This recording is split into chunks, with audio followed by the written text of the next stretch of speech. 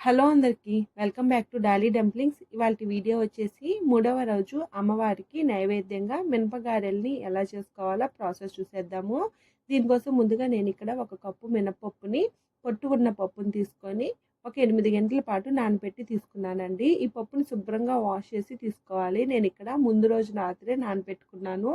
మీరు దబ్బ పప్పును కానీ పొట్టు లేని పప్పును కానీ యూజ్ చేయొచ్చు.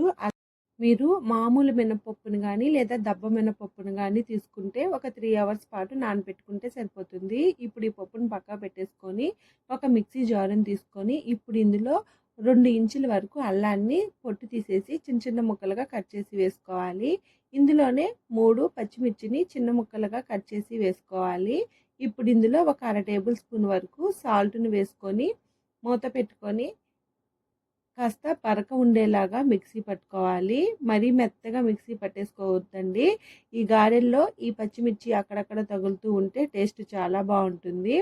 చూడండి, ఇప్పుడు మూత తీసి ఈ విధంగా మిక్సీ పట్టుకోవాలండి. నేను ఇక్కడ వీడియో క్లిప్లో చూపించే విధంగా మిక్సీ పట్టుకొని పక్క పెట్టుకోవాలి. ఇప్పుడు ఇదే మిక్సీ జార్లో మనం నానబెట్టుకున్న మినపప్పుని మిక్సీ జార్కి ఎంతైతే సరిపోతుందో అంత పప్పుని వేసుకొని మూత పెట్టుకొని మధ్యలో మూత తీసుకుంటూ చల్లని వాటర్ని యాడ్ చేసుకోవాలి. నేను ఇక్కడ కూలింగ్ వాటర్ని యాడ్ చేస్తున్నానండి. ఇలా మెత్తగా మిక్సీ పట్టుకోవాలి.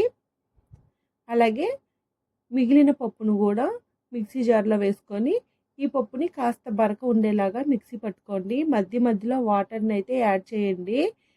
ఇలా మిక్సీ పట్టుకున్న ఈ పిండిని మిక్సింగ్ బౌల్లోకి తీసుకోవాలి. ఇప్పుడు మనం ముందుగా మిక్సీ పట్టి ఉంచుకున్న పచ్చిమిర్చి పేస్టు, అలాగే ఇందులో 1/2 టేబుల్ స్పూను జీలకర్ర, కొద్దిగా కరివేపాకుని చిన్న చిన్న ముక్కలుగా కట్ చేసి వేసుకొని ఇందులోనే ఒక 1/2 టేబుల్ స్పూన్ వరకు సాల్ట్ని వేసుకోండి. సాల్ట్ని మరీ ఎక్కువ వేసేయద్దండి. మనం ముందుగా పచ్చిమిర్చిని పేస్ట్ చేసుకున్నాం కదా, అందులో సాల్ట్ వేస్తున్నాం కాబట్టి పిండి మొత్తాన్ని బాగా కలుపుకున్న తర్వాత మళ్ళీ సాల్ట్ని చెక్ చేసుకోండి. ఇప్పుడు ఏదైనా కాటన్ క్లాత్ని తీసుకొని కాటన్ క్లాత్ని తడిపి వాటర్ని పిండేసి ఏదైనా గిన్నె మీద కాటన్ క్లాత్ని వేసుకోవాలి. అలాగే ఇప్పుడు కొద్దిగా పిండిని తీసుకొని నేను ఇక్కడ వీడియో క్లిప్లో చూపించే విధంగా గారెల్ని ఒత్తుకోవాలి. ఇప్పుడు స్టవ్ ఆన్ చేసుకొని కడాయిని పెట్టుకొని డీప్ ఫ్రైకి సరిపడా ఆయిల్ వేసుకోవాలి. ఆయిల్ వేడైందో లేదో చెక్ చేసుకోవాలి. ఆయిల్ వేడైన తర్వాత పిండిని కొద్దిగా తీసుకొని ఈ తడిగుడ్డ మీద వేసి ట్యాప్ చేసుకోవాలి. అలాగే మధ్యలో గారెలకి చిల్లిని పెట్టుకోవాలండి.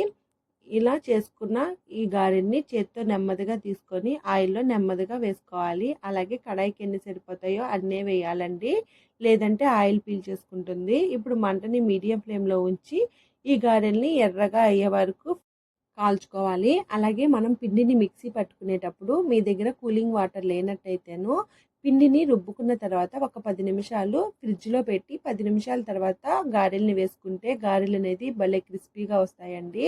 ఇలా ఎర్రగా కాల్చుకొని పక్క తీసుకోవాలి. అదేవిధంగా రిమైనింగ్ పిండిని కూడా గారెలుగా వేసుకోవాలి.